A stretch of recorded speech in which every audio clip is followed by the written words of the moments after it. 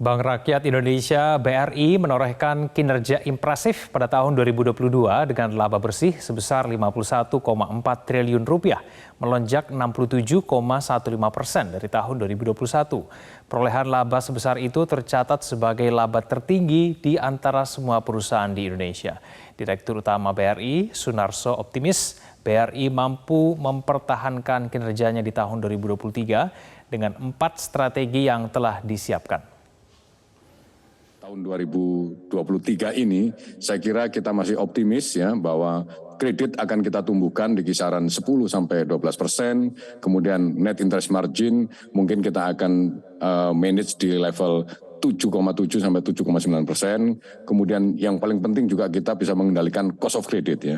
Dan cost of credit ini akan kita manage di level 2,2 sampai 2,4%. Demikian juga NPL-nya mudah-mudahan kita bisa berkelola NPL di level 2,6 sampai 2,8%, dan juga cost to income ratio kita pertahankan di level yang paling efisien selama ini, yaitu di 40 sampai 41,5%. Tapi kenapa BRI bisa berhasil membukukan laba yang begitu impresif ya, tumbuh 67%, dan mungkin bisa saya sampaikan bahwa keberhasilan ini terutama ditopang oleh keberhasilan BRI melakukan transformasi ya, terutama transformasi digital dan juga transformasi culture yang kita fokuskan untuk mentransform sisi liabilities di struktur pendanaan. Kita sudah melakukan berbagai simulasi dan saya bagi menjadi 4 kemungkinan.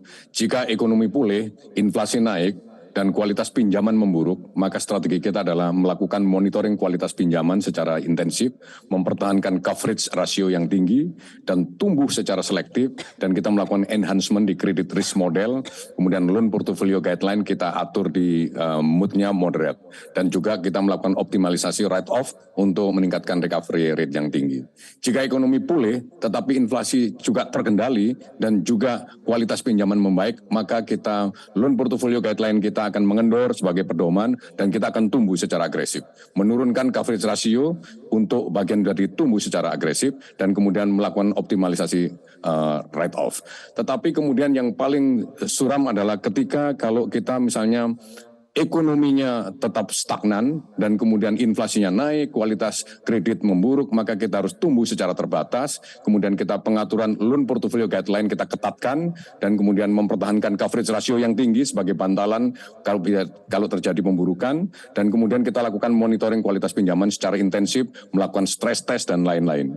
Dan kalau ekonominya tetap stagnan tetapi inflasinya terkendali, kualitas pinjaman membaik, maka kita akan tumbuh secara selektif dan kemudian mempertahankan coverage ratio tetap tinggi sebagai bantalan, dan kemudian kita lakukan monitoring kualitas kredit secara intensif dan melakukan simulasi serta stress test secara berkesinambungan. Demikian.